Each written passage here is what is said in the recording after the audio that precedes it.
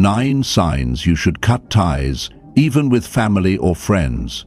Stoic philosophy. Have you ever felt that a relationship in your life is eroding your peace, confidence, and sense of self-worth? Those closest to us, family, friends, longtime companions, can sometimes become the very source of our deepest pain. As Marcus Aurelius wisely observed, you have power over your mind, not outside events.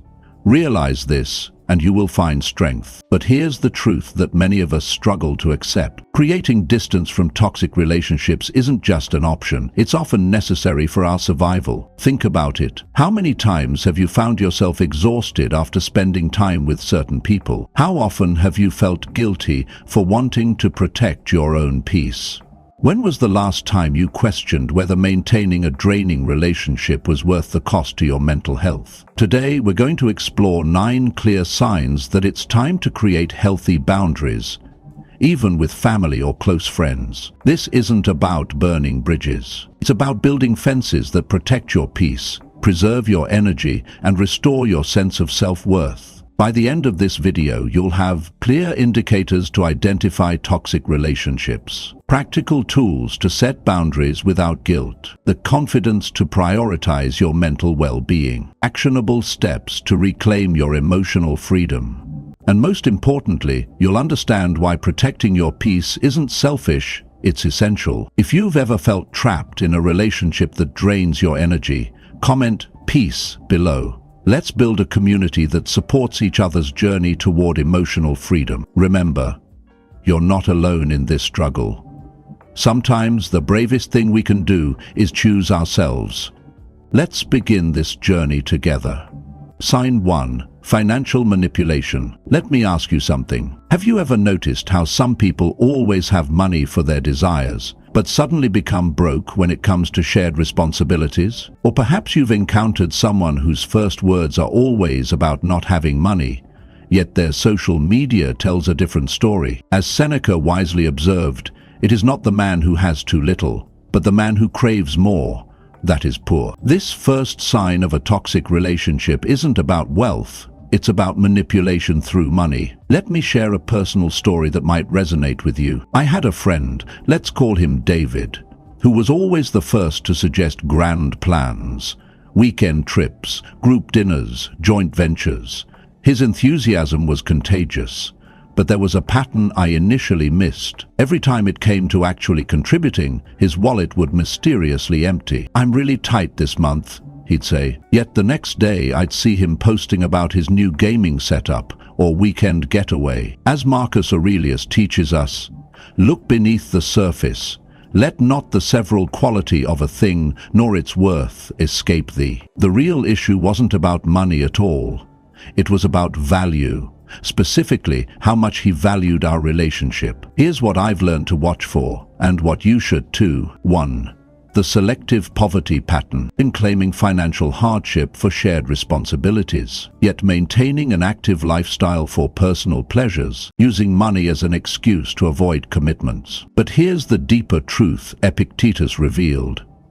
Wealth consists not in having great possessions, but in having few wants. The most telling sign isn't their financial status, it's their pattern of behavior. Take a moment and reflect. How often do they conveniently forget their wallet? Do they remember money troubles only when it involves you? Are their financial excuses consistent with their lifestyle? Here's what makes this manipulation so dangerous. It's not just about the money, it's about respect, reliability, and reciprocity. These patterns slowly erode your trust, your self-worth, and eventually your peace of mind.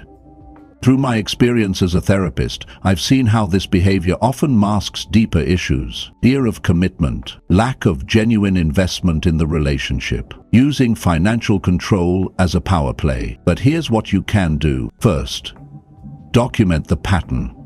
Don't just rely on memory. Note down instances where financial manipulation occurs. Second, have an honest conversation. Use I statements. I've noticed that. I feel concerned when. I value our relationship, but. Third, set clear boundaries. Establish expectations up front. Require commitment before making plans. Be prepared to follow through with consequences. Remember what Seneca taught us. The greatest wealth is a poverty of desires. If someone consistently uses money to manipulate your relationship, it's not about their finances, it's about their character. The solution isn't always cutting ties immediately. Sometimes setting firm boundaries is enough. But if the pattern persists despite clear communication, remember, your peace of mind is worth more than any amount of money they might save you or cost you. Before we move to our second sign, take a moment to reflect. If you've experienced this kind of financial manipulation, comment "worth" below. Your story might help someone else recognize this pattern in their own life. Remember, true wealth isn't measured in dollars, it's measured in the quality of our relationships and the peace they bring to our lives. Speaking of peace, our next sign deals with something that directly threatens it, the constant creation of conflict. And you might be surprised to learn how this connects to our discussion about financial manipulation. Sign 2. Constant conflict creation. Have you ever noticed how some people seem to turn every conversation into a battlefield, where a simple discussion about weekend plans suddenly becomes an intense argument about who's right and who's wrong? These aren't just casual disagreements.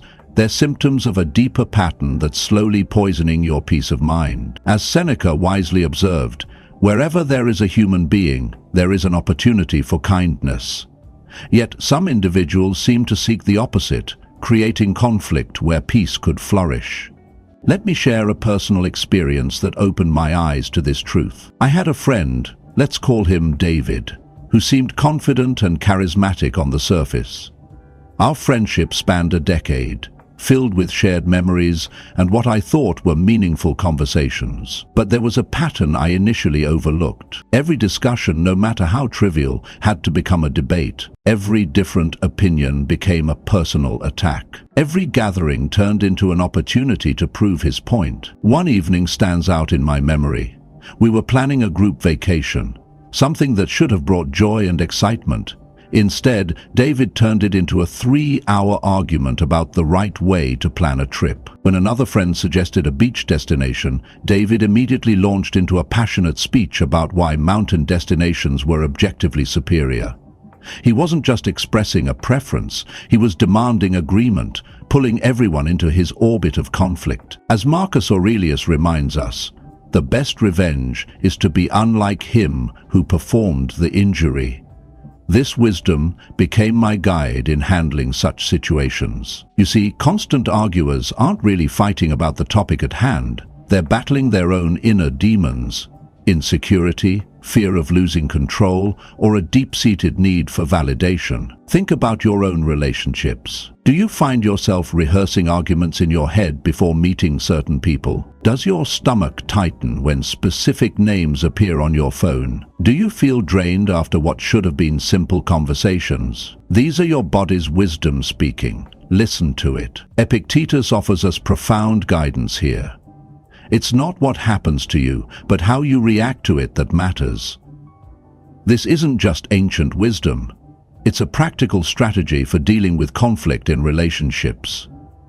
Unlike pre-relationship chaos, conflict relationships can be remedied. Here's what I learned through my experience with David. First, recognize that their need for conflict isn't about you. It's their pattern, their choice, their burden.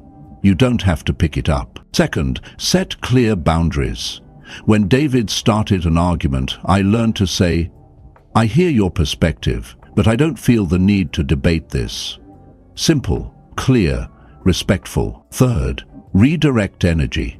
Instead of engaging in arguments, channel that energy into growth, into relationships that nourish rather than drain you. The hardest lesson was accepting that some people aren't ready for peace. They're more comfortable in conflict, and that's their journey to walk, not yours to fix. Remember this: creating constant conflict isn't a sign of intelligence or strength. True wisdom lies in knowing which battles are worth fighting, and more importantly, which ones to walk away from. As you move forward, ask yourself, is this relationship adding peace to my life, or is it constantly pulling me into unnecessary battles? The answer might be uncomfortable, but it's necessary for your growth. Before we move to the next sign, take a moment to reflect. If you've ever had to distance yourself from someone who turned every interaction into a conflict, share your experience with a simple "peace first" in the comments below. Remember, choosing peace isn't weakness, it's wisdom. And sometimes the most powerful thing you can say in an argument is nothing at all. Speaking of peace, let's explore another subtle yet crucial sign that it's time to create distance. When someone consistently dismisses your feelings and concerns. Sign 3.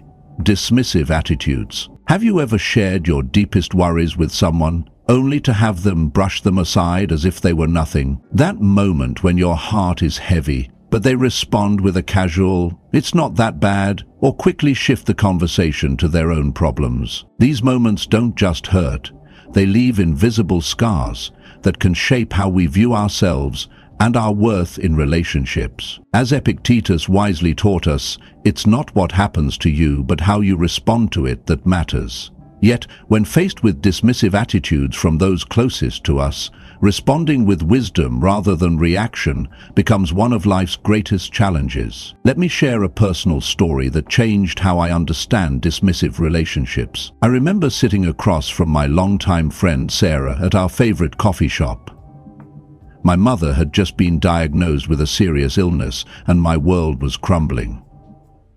As I struggled to express my fears, Sarah interrupted with, "At least it's treatable. You should hear what I'm going through with my work situation." That moment crystallized something I'd felt but couldn't name: the pain of emotional dismissal. Seneca, the great Stoic philosopher, once wrote, "The truth is that no one values another person's pain. Everyone is focused on their own."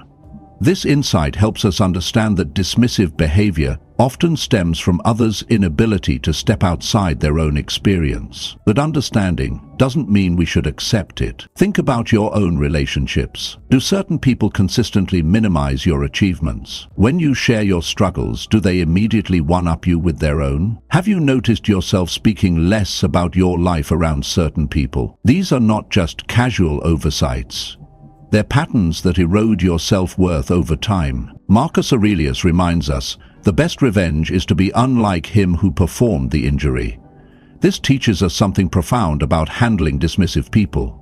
We don't need to mirror their behavior or seek revenge. Instead, we can choose to be different. Here's what I learned through my journey with Sarah and through helping others navigate similar situations. First, recognize that dismissive behavior often reveals more about the other person's limitations than your worth.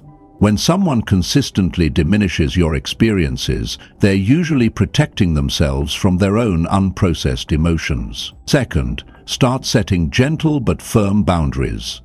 When someone dismisses your feelings, try saying, "I understand you might see it differently, but this matters deeply to me. I need you to hear that." Third, and this is crucial, build a support network of people who can truly listen. As I discovered, sometimes the healthiest response to dismissive behavior is to share less with those who cannot hold space for your truth. But here's the challenging part that many struggle with. What if the dismissive person is family? Remember this: blood ties don't give anyone the right to diminish your reality. Your experiences, feelings, and challenges are valid, regardless of who says otherwise. Some practical steps you can take today. 2. Practice expressing your needs clearly. When you change the subject, "I feel unheard." 3. Set specific boundaries around sharing personal information. 4. Invest more energy in relationships where you feel truly seen. The true test of any relationship isn't just how it functions in good times, but how it holds space for our struggles, celebrates our joys, and respects our journey. Before we move to our next sign, take a moment to reflect. Have you been accepting dismissive behavior as normal? Has this discussion helped you recognize patterns you've been trying to ignore? If you've ever felt your feelings being dismissed by someone close to you, share your experience below with the word heard. Let's create a space where everyone's truth is acknowledged. Remember, your experiences are valid, your feelings matter, and sometimes the most self-respecting thing you can do is distance yourself from those who consistently suggest otherwise. As we explore our next sign, we'll discover how the pressure to conform can be just as damaging as dismissal, and why protecting your authentic self is crucial for your well-being. Sign 4. Ideological pressure. None of us are exactly the same, and that's the true beauty of human relationships. Yet in today's world, we often encounter those who aggressively push their beliefs onto others, whether religious, political, or personal convictions. Have you ever felt the weight of someone constantly trying to change your core beliefs? As the Stoic philosopher Epictetus wisely taught us, don't explain your philosophy, embody it. This profound insight reminds us that true wisdom isn't about forcing our views on others, but living our truth authentically. Let me share a personal experience that deeply changed my understanding of ideological pressure. I had a close friend, let's call him Michael, who I'd known since college. We shared countless memories, supported each other through tough times, and had what I thought was an unshakable bond. But something shifted when Michael became deeply involved in his new belief system. At first it was subtle. Casual comments about how my lifestyle choices didn't align with his newfound truth. Then came the constant texts, with articles I needed to read. The persistent invitations to his community gatherings. The subtle implications that our friendship's strength depended on my willingness to embrace his beliefs. Every conversation began to feel like a debate. Every coffee meeting turned into an intervention. The weight of his disapproval grew heavier with each interaction. As Seneca observed, the greatest power we have is the power of choice. This resonated deeply as I struggled with the decision to maintain our friendship. The turning point came during a dinner celebration for my promotion. Instead of sharing in my joy, Michael spent 2 hours explaining why my career path was spiritually misaligned. I left feeling diminished, questioning choices I'd been proud of moments before. That's when Marcus Aurelius's wisdom hit home. The best revenge is to be unlike him who performed the injury. The answer wasn't to fight back or defend my beliefs. It was to demonstrate through action that different paths can coexist. Here's what I learned about handling ideological pressure. First, recognize that someone's need to convert you often stems from their own insecurities. Their forceful conviction might actually mask deep uncertainty. Second, establish clear conversational boundaries.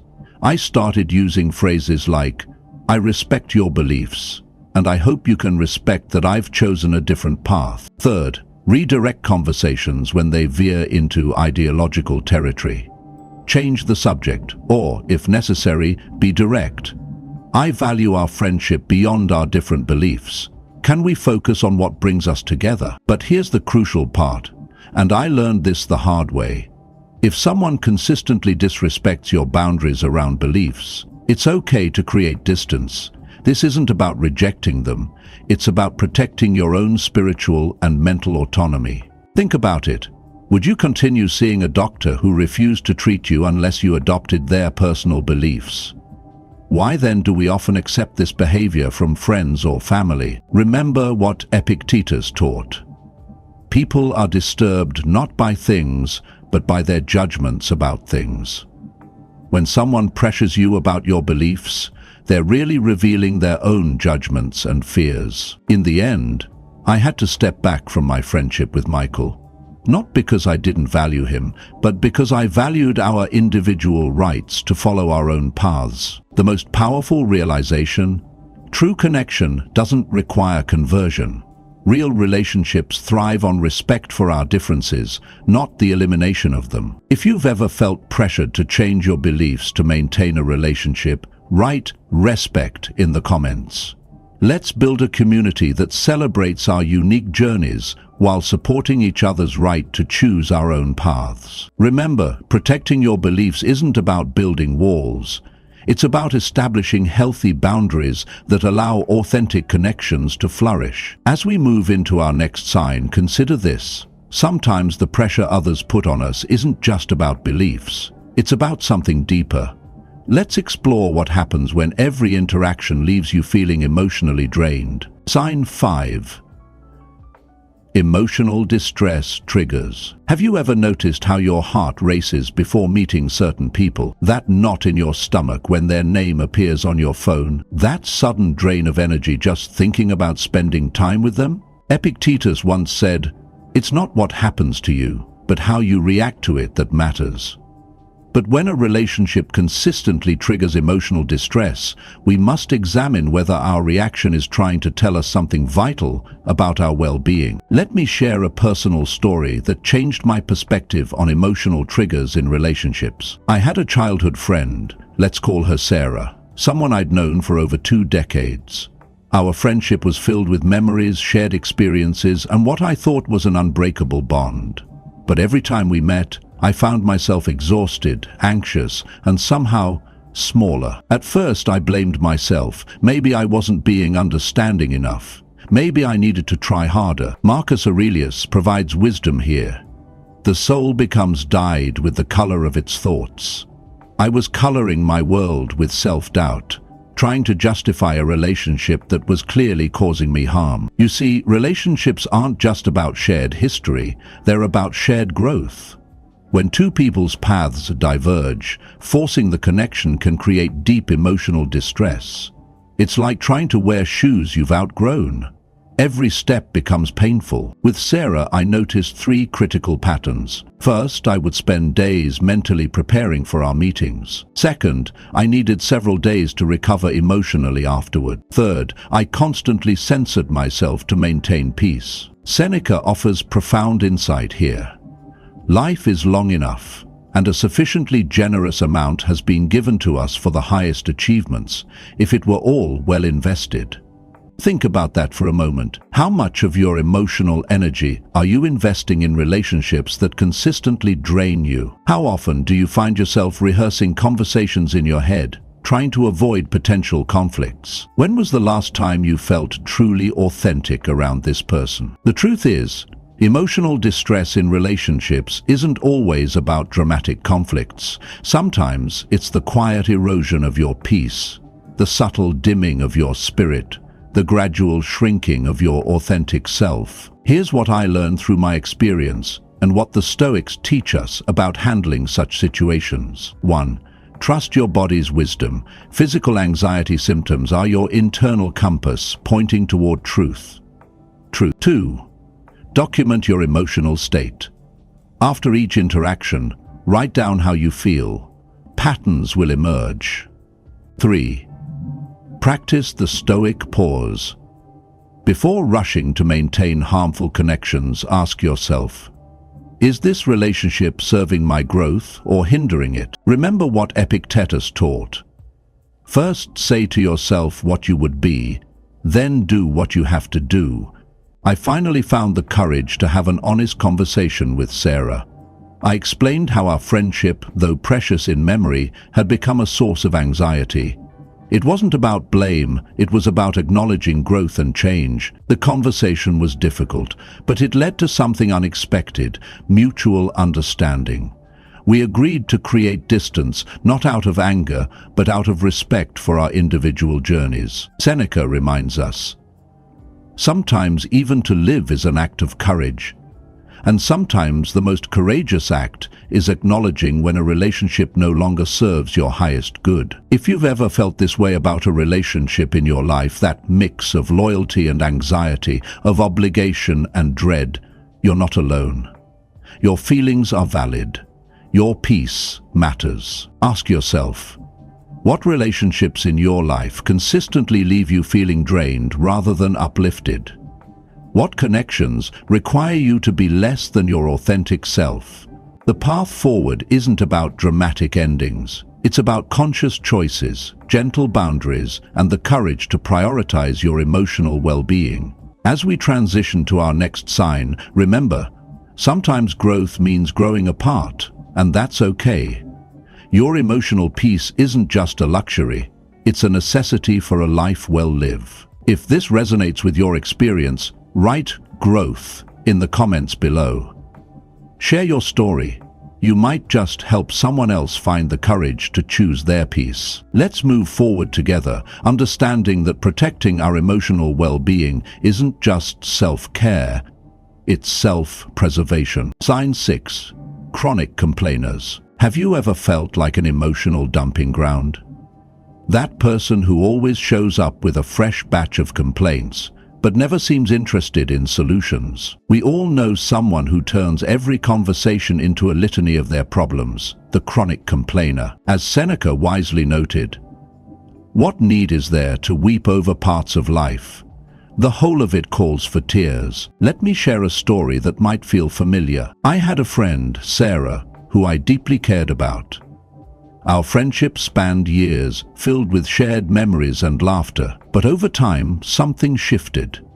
During one of the most challenging periods of my life, when my mother was critically ill, I noticed a pattern that I'd been blind to before. Every day, Sarah would call, not to check on me, not to offer support, but to unload her endless stream of complaints. Her boss was impossible. Her husband never helped enough. Her life was unfair. Even as I juggled hospital visits and work commitments, her problems always took center stage. When I tried sharing my concerns about my mother's condition, she'd quickly redirect the conversation back to her struggles. Epictetus teaches us, it's not what happens to you, but how you react to it that matters. This wisdom sparked a crucial realization. Sarah wasn't seeking growth or solutions. She was trapped in a cycle of perpetual victimhood and unconsciously pulling me into her emotional whirlpool. Here's what I've learned about chronic complainers. They're not actually looking for solutions. They often reject advice while repeating the same patterns. They drain your energy while feeding their need for attention. The turning point came after my mother's surgery. Sarah called, not to check on my mother's recovery, but to complain that I hadn't responded to her messages quickly enough. Marcus Aurelius reminds us, "The happiness of your life depends upon the quality of your thoughts." This moment taught me 3 crucial lessons about dealing with chronic complainers. First, set clear boundaries. It's okay to say, "I care about you, but I don't have the emotional capacity for this right now." Second, redirect the conversation. When they start complaining, ask, "What solutions have you considered?" This either guides them toward problem solving or reveals their attachment to the complaint itself. Third, protect your energy. Sometimes, creating distance isn't just an option, it's essential for your well-being. Think about your own relationships for a moment. Who comes to mind when you think about chronic complainers in your life? How often do you feel emotionally drained after interacting with them? Remember, being a good friend doesn't mean being an emotional dumpster. True friendship involves growth, mutual support, and positive change. I eventually had an honest conversation with Sarah. "I value our friendship," I said, "but this pattern isn't healthy for either of us. I'm happy to support you, but we need to focus on solutions, not just problems." Her response? Silence, followed by distance. While it hurt, I realized that sometimes people aren't ready to break their patterns, and that's okay. Your responsibility is to your own well-being first. Ask yourself, are you holding on to relationships that constantly drain your emotional energy? Are you allowing someone's chronic complaints to overshadow your own growth and peace? The Stoics teach us that we can't control others' behaviors, but we can control our response.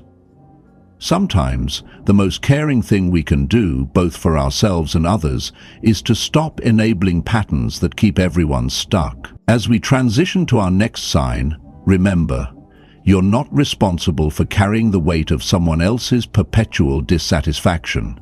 Your emotional energy is precious. Invest it where it can grow, not where it's constantly depleted. If you've ever felt trapped in a relationship with a chronic complainer, comment energy below. Let's build a community that supports growth, not just complaint. Your peace matters. Your boundaries matter. And sometimes, the kindest thing you can do is choose your own tranquility. Speaking of choosing peace, our next sign reveals another subtle way relationships can become toxic. Sign 7. Promise breakers. Have you ever sat alone in a cafe, watching the minutes tick by, waiting for someone who never showed up? That hollow feeling in your chest isn't just disappointment.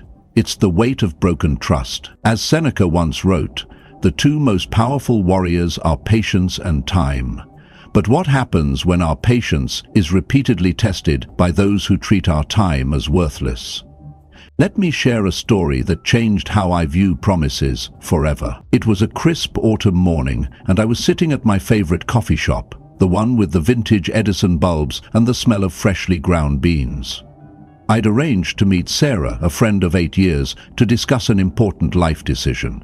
The steam from my untouched latte had long since disappeared, and my phone remained silent. 1 hour passed, then 2. Finally, a message appeared. "Sorry, totally forgot we had plans today. Can we rain check?" Those casual words hit like a thunderbolt, not because they were particularly cruel, but because they revealed a pattern I'd been avoiding for years. This wasn't the first time, nor would it be the last. Marcus Aurelius teaches us, waste no more time arguing about what a good person should be one. Yet here I was, making excuses for someone who repeatedly showed me where I ranked in their priorities. Think about it. When someone breaks a promise, they're not just breaking plans, they're breaking trust. They're saying, my convenience is worth more than your time. My comfort is worth more than your trust. But here's the deeper truth that took me years to understand. People who consistently break promises aren't just unreliable, they're showing you their character through their actions. Epictetus wisely noted, "Don't explain your philosophy, embody it." Those who respect you will embody that respect through their actions, not their excuses. Consider these questions. How many times have you rearranged your schedule for someone who consistently cancels? How often do you find yourself making excuses for their behavior? When was the last time they prioritized keeping their word to you? The solution isn't about confrontation, it's about recognition and response. Here's what I learned through my journey. First, document the pattern. Don't rely on memory alone. Track the promises made and broken. Often, seeing it in black and white reveals a truth we've been avoiding. Second, understand that your time has value. As Seneca reminds us, time is our most precious possession.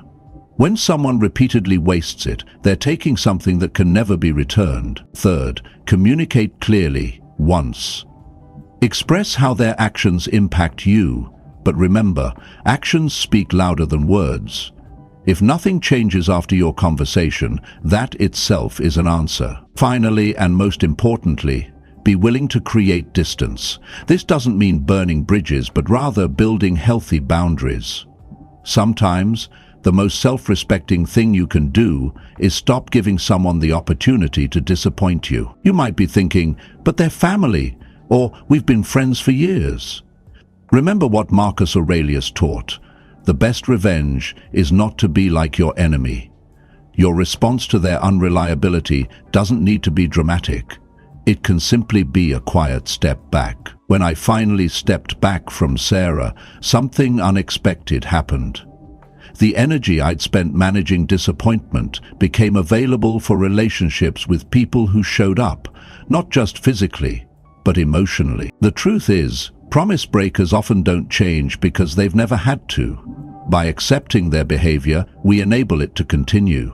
But here's what's crucial to understand. You're not responsible for changing them, only for protecting your own peace. Remember this, a promise isn't just a commitment to do something, it's a statement about how much the promiser values their relationship with you. If someone's showing you through repeated actions that they don't value your time, your trust, or your relationship, believe them. As we transition to our next sign, ask yourself, how many chances is too many? When does understanding become enabling? If you've ever felt the sting of repeatedly broken promises, comment "trust" below.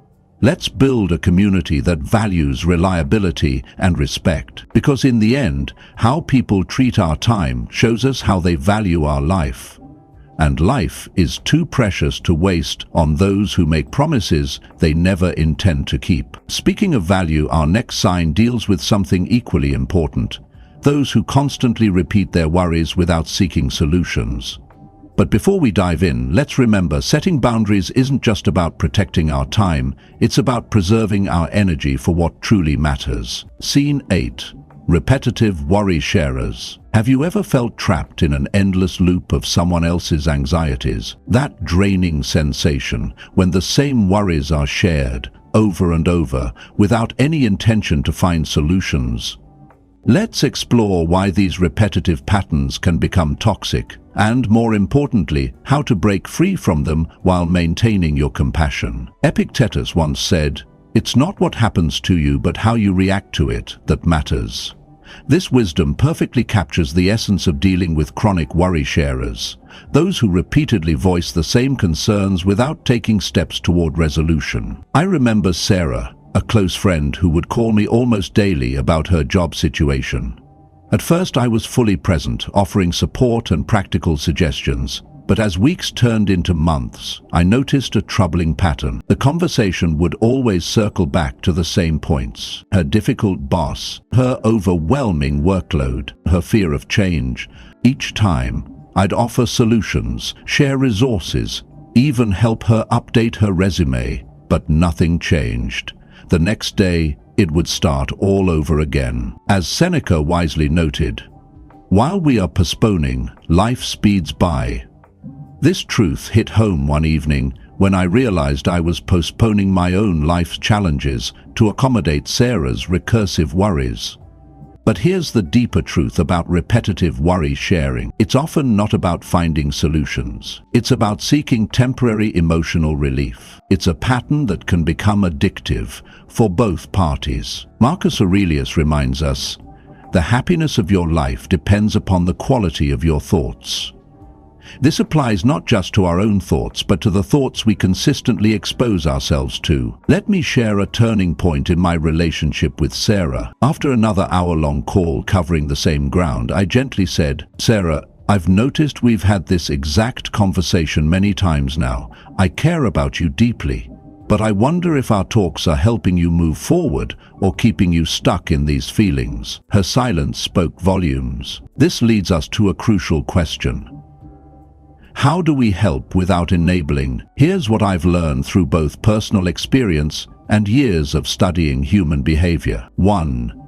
Set clear conversation boundaries. "I have 30 minutes now. Let's focus on finding one specific action you can take." 2. Redirect with purpose. When they circle back to old worries, guide them towards solution-focused thinking. 3. Practice empowered listening. Instead of passive agreement, ask questions that prompt self-reflection. Iso talaporte, what would you tell a friend in this situation? What's one small step you could take today? 4. Establish action accountability. Last time we talked about updating your resume. How did that go? But remember, as Marcus Aurelius taught us, waste no more time arguing about what a good person should be. Be one. This means sometimes we must make difficult choices to help others grow. Here's what you can say to a repetitive worry sharer. "I value our friendship deeply, and because I care, I need to be honest. I've noticed our conversations often circle around the same concerns. While I'm always here to support you, I think we need to shift our focus toward taking action, even if they're small steps. Would you be willing to try that with me?" This approach maintains compassion while setting healthy boundaries. The key is understanding that true friendship sometimes means challenging comfortable patterns that keep people stuck. Remember, being someone's emotional support doesn't mean being their emotional storage. If you've experienced this kind of relationship, write growth in the comments. Let's build a community that supports positive change, not just endless venting. As we move forward to our final sign, remember that helping others grow sometimes means growing ourselves first. True wisdom lies not just in knowing when to listen, but in knowing how to listen. in ways that inspire action rather than enable stagnation. Sign 9. Excessive self-promoters. Have you ever met someone who turns every conversation into a highlight reel of their achievements? Those people who can't seem to go 5 minutes without mentioning their past glories, their prestigious awards, or their remarkable accomplishments. The ones who make you feel like you're not in a conversation, but rather sitting in an audience watching their one-person show. As Seneca wisely observed, the greatest power we have is the power of choice. Today, we're going to explore why constant self-promotion isn't just annoying, it's often a sign of a deeper relational toxicity that requires our attention and action. Let me share a personal story that opened my eyes to this reality. I once knew a colleague, let's call him Michael, who had achieved significant success early in his career. He'd won numerous awards, led groundbreaking projects, and earned recognition from industry leaders. Impressive accomplishments, no doubt. But there was something peculiar about how he carried these achievements. Every lunch break became a stage for his past victories. Every team meeting transformed into an opportunity to remind everyone of his former glory days. At first, people listened politely, even admiringly, but as weeks turned into months, something shifted. I noticed how he would skillfully hijack conversations about current projects to redirect attention to his past successes. When others shared their achievements, he would quickly interject with a bigger story from his own history. Epictetus tells us it's not what happens to you, but how you react to it that matters. And Michael's reaction to the present was telling. He was stuck in the past, using old achievements as a shield against current challenges and growth. The turning point came during a team celebration for a young colleague's promotion. Instead of celebrating her moment, Michael launched into a 20-minute monologue about his own career trajectory. I watched as the joy slowly drained from her face. That's when it hit me. Excessive self-promotion isn't just about pride or confidence. It's often a mask for deep insecurity, a way to avoid engaging with the present moment and building genuine connections. Marcus Aurelius reminds us, look within. Within is the fountain of good, and it will ever bubble up if thou wilt ever dig. This wisdom reveals a crucial truth. Those secure in their worth don't need to constantly remind others of their value. Here's what I've learned about dealing with excessive self-promoters. First, recognize that their behavior often stems from insecurity rather than confidence. Understanding this can help you respond with compassion while maintaining healthy boundaries.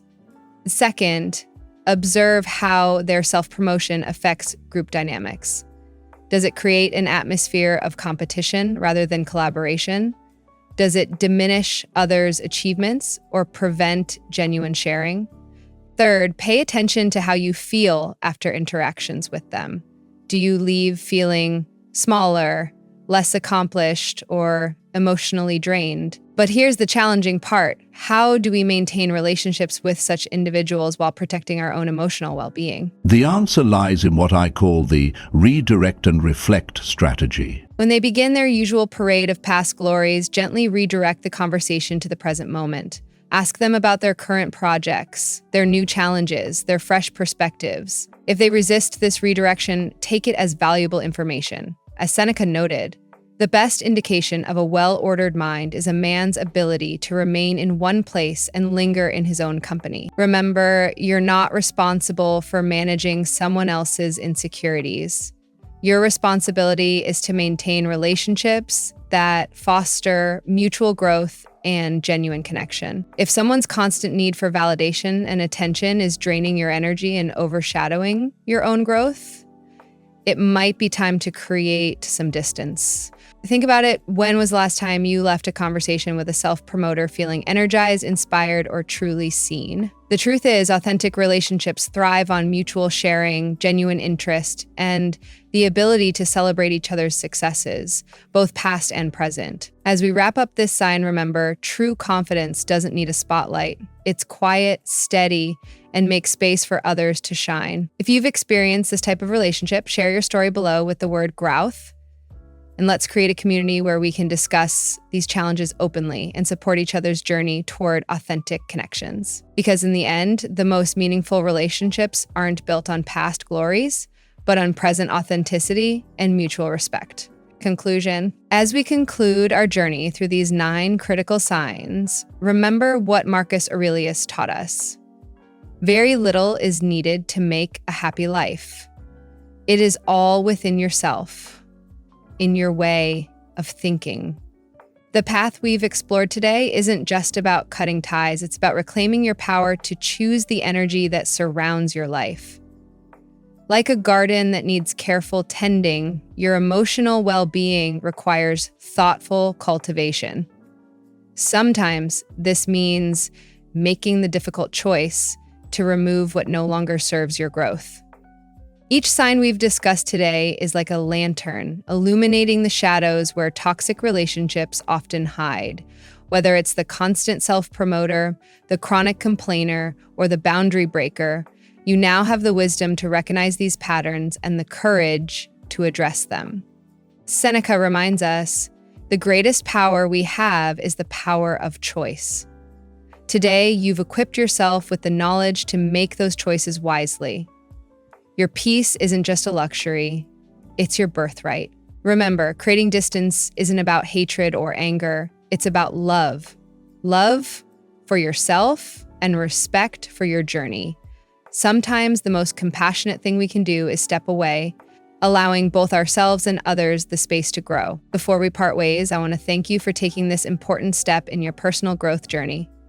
Your presence here shows courage, the courage to face difficult truths and make meaningful changes. If this video has resonated with your experience, please take a moment to hit the like button and subscribe to our channel. Your engagement helps us build a community of support and wisdom. Share your story in the comments below with the word freedom if you're ready to prioritize your peace. Your experience might be exactly what someone else needs to hear today. I've left 2 more videos here that will help you continue your journey of personal growth and emotional well-being. Each one builds on what we've discussed today, providing you with more tools for creating a life aligned with your values. Until next time, remember, you don't need permission to protect your peace. Your well-being isn't negotiable, and every step you take toward authentic relationships is a step toward the life you deserve. And stay strong, stay wise, and most importantly, stay true to yourself. I'll see you in the next video. Take care, and remember, your journey toward peace begins with a single choice. Make it count.